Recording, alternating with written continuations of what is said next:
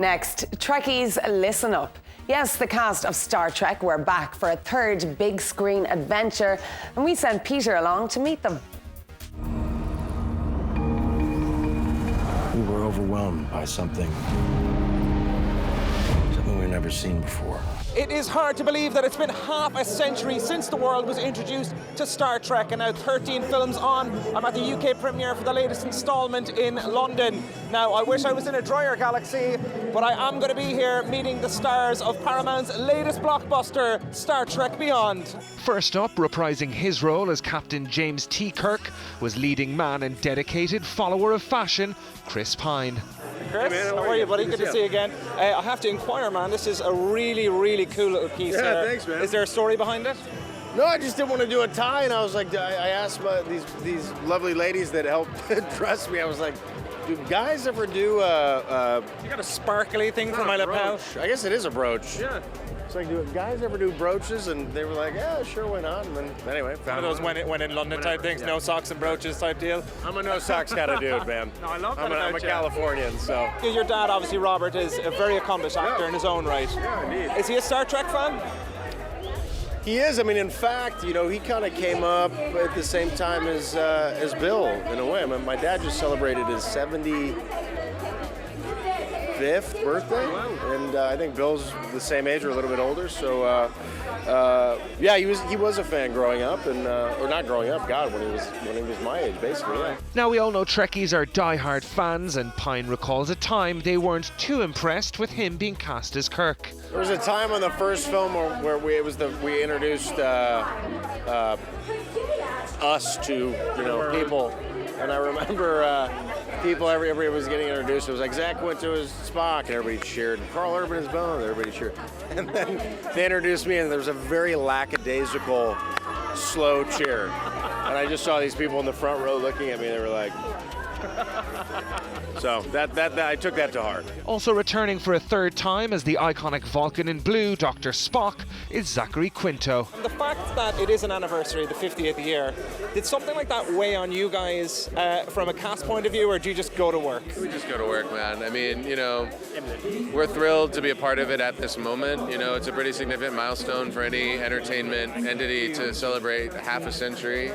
So I think the timing worked out to our advantage. But our job is to make a good movie and to bring what we can to that process, and that's what we did.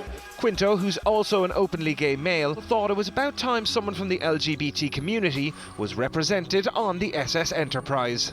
Were you guys surprised that there was a concentration on John Cho's character, the sexuality? No, I mean, I think it's a significant revelation about a character that people have enjoyed for a long time. But I think that the reaction has been overwhelmingly positive, and I don't know. I think people need to chill out a little bit, but I feel like young people have overwhelmingly responded, feeling inspired and heartened by being represented. And the LGBT community has long advocated for representation in the Star Trek universe, and I think it was handled with subtlety and I think it was handled with subtlety and taste, and I think Roddenberry would have willed it in that direction, to be honest with you. Anyway, I'm more mad that there's no Irish person. good. You got a Scotsman. Why is there no Irish person on the Enterprise? We'll work on that if we do another one. New to the cast was Idris Elba, who plays an intergalactic supervillain.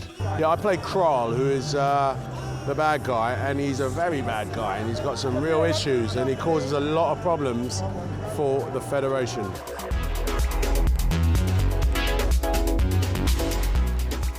It's Catwalk to Closet time now, and today we're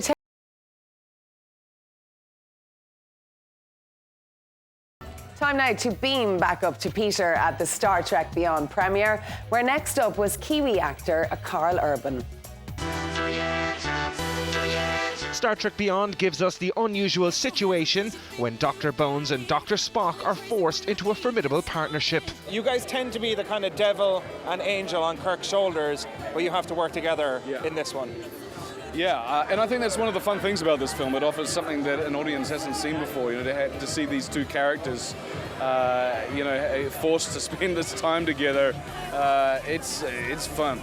Did you keep anything interesting from set? Any little trinkets or? Did I steal anything from this movie?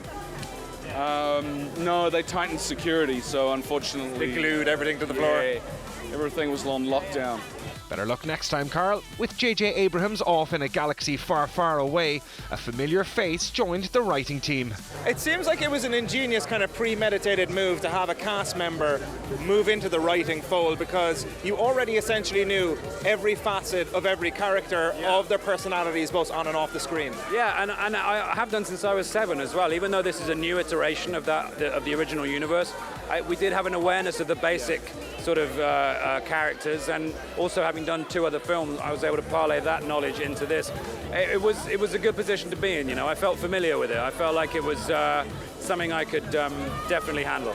Now, you know, when you're filling in for kind of J.J. Abrams, was there a point in the production where you thought, like, okay, I have appeased the school teacher, I get my check mark, I am good, he approves? Well, with JJ? Yeah. Yeah, JJ's a good friend of mine, and, you know, we spoke all the way through the process. He was brilliant, a brilliant cheerleader for me. Like, when it got really hard, he'd always talk me down off the ledges that I found myself on. You need that, though. Yeah, and he's a brilliant, brilliant guy. He's just smart, clever, and lovely, and it was great to have him on side. Might you be shelling some ink on some Star Wars pages, maybe? Your arm could be twisted. You never know.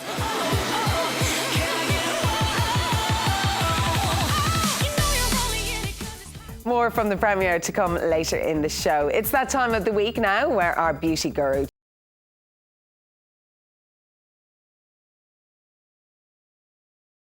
Next up, it's time to chat to some of the newbies to the Star Trek cast, including Robert Sheehan's other half, the stunning Sofia Boutella.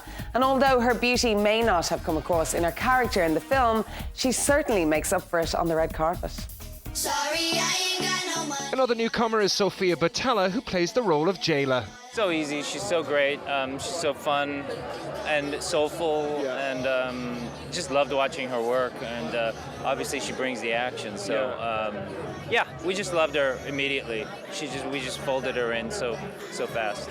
But was the feeling mutual for Sofia? Now, you are the new girl to the franchise and this family. How was it being welcomed into that? Not only the fact that it was an anniversary year, but it seems like a pretty tight-knit crew.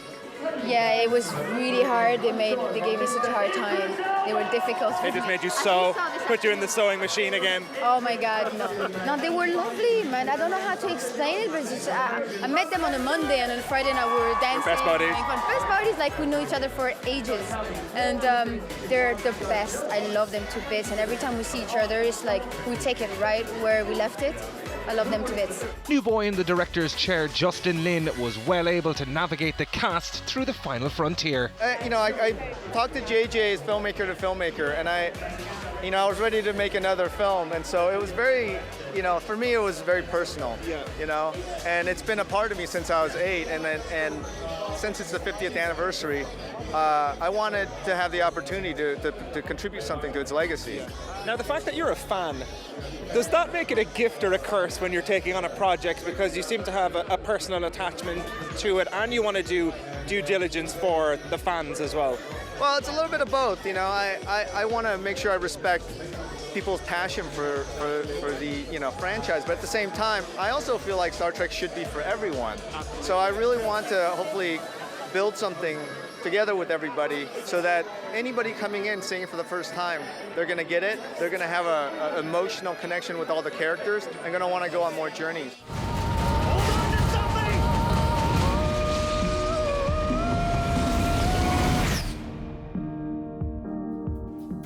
And Star Trek Beyond hits cinemas on the 22nd of July. We're taking one last break now, and here's what's coming up in the final part of the show.